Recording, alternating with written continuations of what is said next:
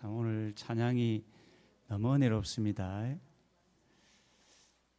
하나님을 만나면 끝난 것입니다. 오늘 저는 기도만이 문제의 해답입니다 라는 제목으로 말씀을 전하고자 합니다. 기도하면 문득 생각나는 이야기가 있습니다. 6.25 때 있었던 일인데, 공산군이 주일 예배를 드리고 있는 교회 성도들을 찾아와서 이제 총을 겨누면서 하나님이 없다고 말하라는 것입니다. 그렇지 않으면 죽인다는 겁니다. 여러분이라면 어떻게 하겠습니까? 지금은 하나님이 없다라고 말하지 않을 것 같지만 당장 내 머리에 총을 겨누고 하나님이 없다라고 말하지 않으면 죽인다고 하면 어떻게 하겠습니까? 그래서 많은 성도들이 하나씩 총을 겨누는 그 자리에서 하나님이 없다고 말하기 시작합니다. 벌벌벌 떨면서 하나님이 없습니다. 하나님이 없습니다. 그러다가 초등학교 아이 하나의 머리를 겨누면서 너도 하나님이 없다고 말하라는 겁니다. 그렇지 않으면 죽는다는 겁니다. 그때 이 아이가 아주 태연한 얼굴로 한마디를 하게 됩니다. 하나님께 물어볼게요. 하나님께 물어볼게요. 자, 위기의 순간에 우리가 할 일이 있다면 하나님께 물어보는 일임을 여러분 믿으시길 바랍니다. 정말 이 시간 우리는 교회를 다닌다는 이유로 핍박을 받지 않는 시대이지만 우리도 위기의 순간을 만나게 됩니다. 그 위기의 순간, 문제의 해답은 기도에 있음을 믿기를 바랍니다. 오늘 본문에 보면 위기를 만나 기도로 그 문제를 해결한 한 사람이 등장합니다. 누굽니까? 히스기야입니다. 오늘 히스기야의 모습을 통해서 우리 세 가지의 교훈을 한번 찾아보고자 합니다. 첫 번째 교훈은 인생의 위기는 하나님께 기도하라는 사인입니다. 여러분, 인생의 위기는 하나님께 기도하라는 사인임을 여러분 기억하시기 바랍니다. 하늘에서 비가 내릴 때 여러분 선한 사람들에게만 내립니까? 악한 사람들에게 내리죠. 인생의 위기는 악한 사람들에게만 임하는 것이 아니고 아주 신실하게 살았던 믿음의 사람들에게도 인생의 위기는 찾아옵니다. 오직 믿음으로 살았던 히스기야에게도 인생의 위기가 찾아왔습니다. 1절을 보면 그때에라고 시작합니다. 이 그때는 언제일까요? 여러분, 그때는 오늘 본문 앞 19장에 나오는 내용인데 아수르 군대를 물리친 때입니다.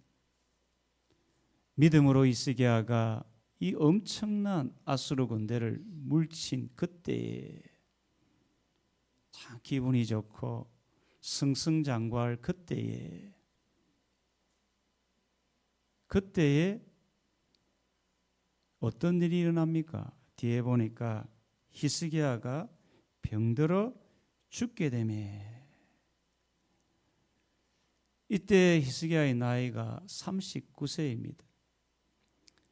아주 젊은 나이, 또 큰 승리를 거둔 그때에 이제 왕으로서 힘있게 통치할 수 있는 그때에 백성들이 자기를 지지하고 추종하고 인정하고 박수칠 그때에 인생의 최대 위기를 히스기야가 만나게 되는 겁니다.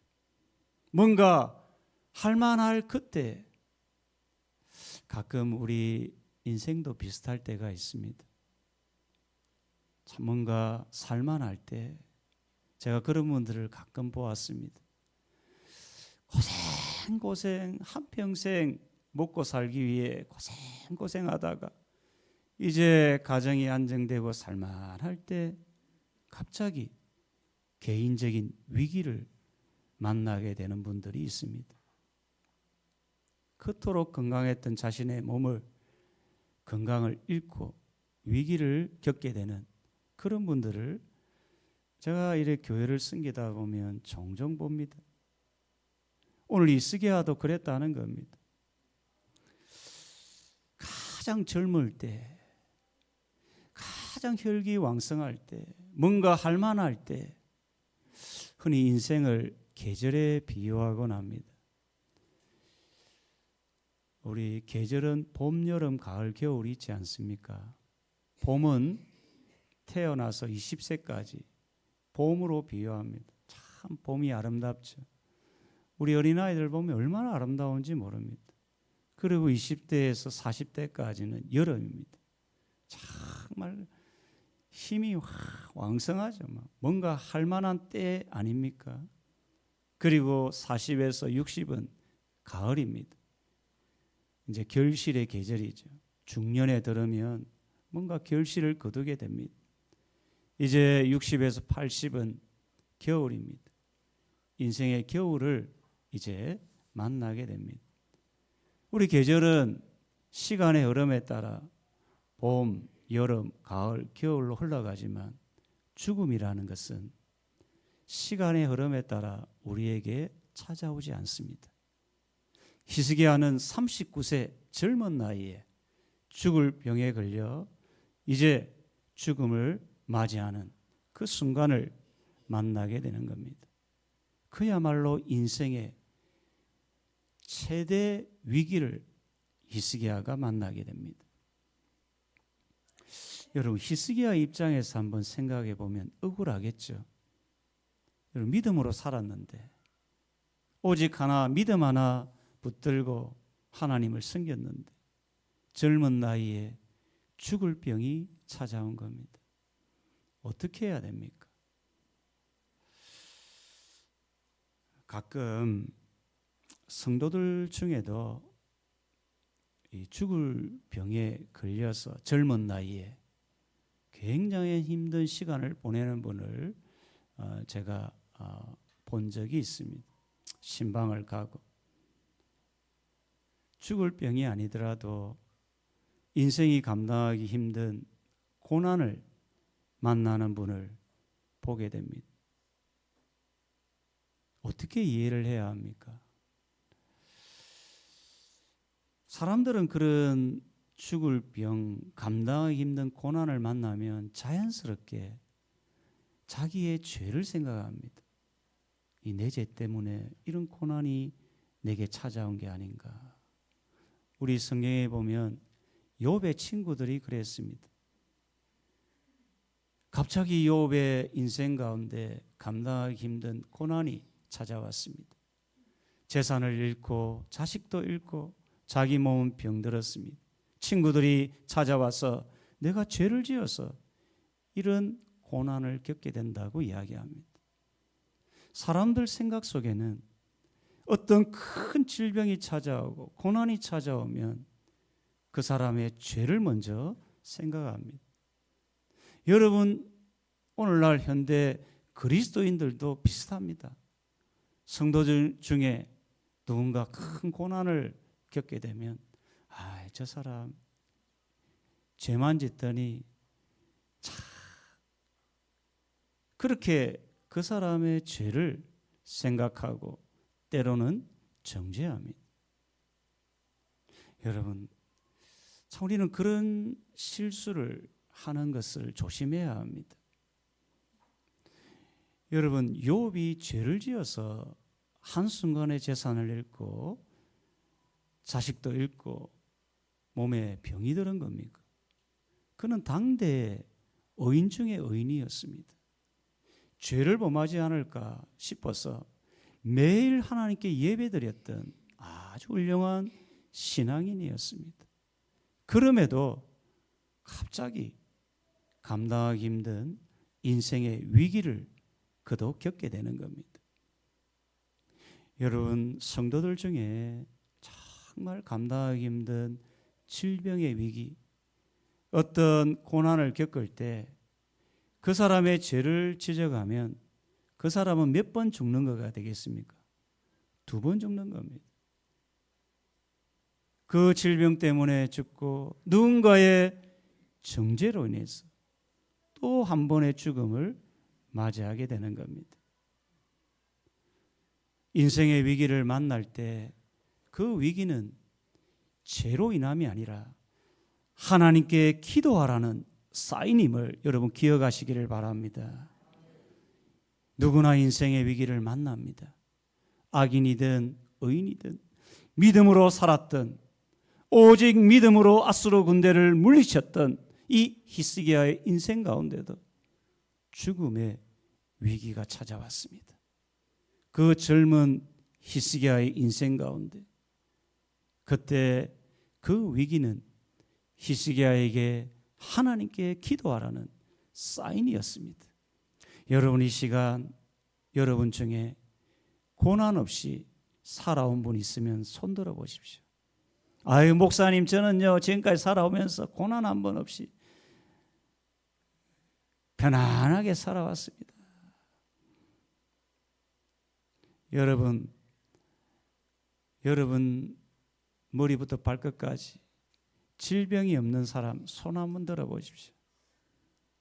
여러분 어떻습니까? 우리 인생은 다 질병을 겪고 고난을 겪으며 살아갑니다. 왜 그렇습니까? 그 고난 속에서 하나님이 우리에게 사인을 보내는 겁니다. 뭐라고요? 하나님께 기도하라고. 여러분, 이 위기를 만난 그 순간에 하나님께 기도하는 두 손을 놓지 말기를 축원합니다. 자, 두 번째 교훈은 인생의 위기는 우리를 기도의 사람으로 만드는 도구입니다. 자, 위기에 위기를 거듭할 때 사람은 기도의 사람으로 변하기 시작합니다. 여러분, 한 주간 기도 많이 하셨습니까? 우리 이쪽에만 아멘. 여러분 한번 여러분의 일주일간의 삶을 한번 살펴보십시오. 그 위기 때마다 하나님 너무 절망하지 말고 슬퍼하지 말고 기도의 두 손을 모아서 하나님께 나아가는 여러분 되기를 바랍니다. 히스기야가 그랬다는 겁니다. 서울 삼성병원에 의사들이 이제 죽을 병에 걸린 사람들을 많이 만날 거 아닙니까? 그 칼럼을 제가 보면서 죽을 병에 진단받으면 사람들은 5단계로 반응을 한다고 합니다. 첫 번째 단계는 그 죽을 병을 부정합니다. 말도 안 돼. 첫 번째는 부정합니다. 두 번째는 분노합니다. 왜 하필이면 나냐고 가족을 향해 의사들을 향해 분노합니다. 그 다음에는 이제 어느 정도 시간이 흘렀을 때 적당한 타협을 합니다. 그래서 치료를 받기 시작합니다. 그 다음에 이어지는 것은 곧 임할 죽음으로 인해 심각한 상실감, 우울감에 빠집니다. 그리고 마지막 단계에는 자신의 죽음을 수용하고 차분히 자기의 인생을 정리한다고 합니다. 이게 일반적인 사람들의 모습입니다. 그런데 히스기야는 곧 임할 죽음 앞에서 그는 하나님 앞에 기도하기 시작합니다. 참, 여러분의 인생의 위기를 만났을 때 절박한 순간에 여러분 기도하시기를 바랍니다. 그 순간 마음을 너무 내려놓지 마시고 내 인생의 해답이 하나님께 있음을 믿고 기도하시는 여러분 되기를 바랍니다. 히스기야는 벽을 향하여 기도합니다. 2절에 보면 히스기야가 낯을 벽으로 향하고, 아마 이제 죽을 병에 걸려 있으니까 몸을 움직이지를 못했던 것 같습니다. 그래서 벽을 향해서 이 얼굴을 향하는 겁니다. 벽을 향한다는 것은 무슨 뜻일까요? 벽을 향해서 얼굴을 향하면 뭐만 보입니까? 벽만 보이는 겁니다. 지금까지 히스기야는 많은 것을 보며 살았습니다. 사람도 보고 환경도 보고 자신의 건강도 보고 막 보일 게 얼마나 많겠습니까? 그런데 벽을 보면 뭐만 보입니까? 세상 어느 것도 안 보이고 벽만 보이는 겁니다. 더 나아가 이 벽을 향하여 자기의 낯을 벽을 향했다는 것은 누구만 바라보겠다는 겁니까? 하나님만 바라보겠다는 겁니다. 여러분 인생의 위기를 만났을 때 여러 가지 눈으로 보면 보일 게 참 많습니다. 사람도 보이고 환경도 보이고 자기의 능력도 보일 수가 있는데 위기의 순간에 여러분 하나님만 바라보기를 바랍니다. 거기에 답이 있는 겁니다. 사람을 보면 내 마음에 만족이 없습니다. 절박한 위기의 순간에 히스기야가 얼굴을 벽을 향해 기도한 것처럼 여러분 위기의 순간에 하나님만 바라보며 기도하시기를 바랍니다. 히스기야는 또 하나님께 기억해달라고 기도합니다. 3절을 보면 여호와여 구하오니 내가 진실과 진심으로 주 앞에 행하며 주께서 보시기에 선하게 행한 것을 기억하옵소서. 저는 히스기야의 기도가 왠지 감동이 됩니다. 뭘 기억해달라고 합니까? 자신이 지금까지 하나님 앞에 진실하게 진심으로 예배하고 하나님을 섬기고 살아왔던 그것들을 기억해달라는 겁니다. 여러분들은 어떻습니까? 하나님 앞에 진심으로 예배하고 진심으로 헌신하고 진심으로 주님의 몸된 교회를 사랑하며 헌신했던 믿음의 흔적들이 있습니까? 이게 있어야 된다는 겁니다. 여러분이 사람들의 눈이 아니라 하나님만 바라보고 진심으로 진실하게 하나님 앞에서 살아왔던 헌신의 순간들, 그것을 하나님이 기억하신다는 겁니다. 야, 이게 위로가 되는 거죠.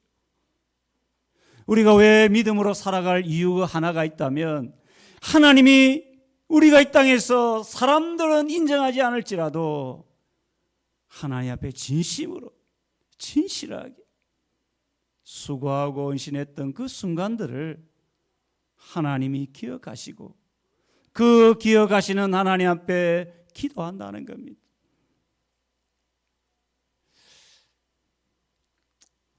여러분 노아 아시죠? 노아가 방주를 지을 때 참 힘들었을 것 같아요. 아무도 도와주는 사람 없이 그 가족들과 방주를 지어갑니다. 1, 2년이 아니고. 사람들은 조롱하고 멸시했지만 하나님 말씀 붙들고 방주를 짓습니다. 그런데 홍수가 났을 때 성경을 보면 하나님은 노아를 기억하셨다라고 합니다.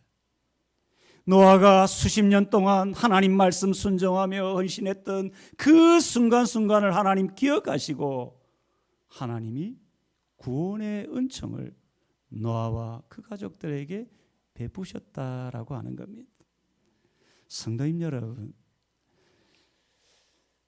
하나님은 우리가 뿌린 대로 거두게 하십니다. 여러분이 이 땅에서 진실하게 진심으로 헌신했던 그 순간들, 사람들은 잊을지라도 하나님은 기억하시고 여러분이 기도할 때마다 응답으로 복을 주시리라 믿으시길 바랍니다. 이게 우리 하나님이시라고요. 또 하나 히스기야는 통곡하며 기도합니다. 3절 끝부분에 보면 심히 통곡하더라. 큰 울음으로 울었다는 겁니다. 여러분, 아이들이 왜 웁니까? 예? 아이들이 왜 울어요? 뭔가 배가 고파서, 몸이 아파서, 짜증이 나서, 때로는 마트에 가면 아이들이 왜 웁니까? 사달라고요. 그러면 울면 어떻게 됩니까? 해결이 됩니다. 그 누가 해결해 줍니까? 부모님이 해결해 주죠. 여러분, 하나님은 누구냐면 우리의 아버지가 되십니다. 이걸 아셔야 돼요. 교회 와서 눈물로 예배하고 눈물로 기도하는 사람들, 여러분은 어떻게 볼지 모르지만 하나님은 굉장히 이쁘게 보시는 겁니다. 여러분 믿으시길 바랍니다. 히스기야는 왕이잖아요. 왕은 체면도 있고 채통이 있는데 기도할 때 어떻게 합니까? 통곡하며 눈물로 기도하는 겁니다. 사람들은 다양하게 눈물을 흘립니다. 어떤 분은 영화를 보면서, 어떤 분은 드라마를 보면서 우는데, 성도가 흘리는 눈물은 그런 눈물과는 다른 겁니다. 성도가 흘리는 눈물은 하나님의 마음을 움직이는 눈물인 겁니다. 성도의 눈물이 어떤 눈물이라고요? 하나님의 마음, 하나님의 계획, 하나님의 뜻, 하나님의 마음을 움직이는 눈물이라는 겁니다. 지금 히스기야는 죽을 병에 걸려서 이미 하나님의 뜻이라고 이사야를 통해서 말씀했는데, 그게 하나님의 마음이었는데 눈물로 기도했을 때 누구의 마음이 바뀝니까? 하나님의 마음이, 하나님의 계획이 바뀌는 겁니다. 성도의 눈물은 능력이 있습니다. 성도의 눈물은 기적이 일어납니다. 여러분, 눈물로 기도할 때 하나님은 그 눈물을 외면하지 않습니다. 위기의 순간 여러분 기도하는 사람들 되기를 바랍니다. 기도할 때 역사가 일어나는 겁니다. 세 번째 교훈은 위기의 순간에 기도하면 하나님은 응답하신다는 겁니다. 여러분 누가 기도할까요? 여러분 어떻게 생각합니까? 누가 간절히 통곡하고 기도할까요? 누가 매 순간마다 하나님 앞에 나와 기도할까요?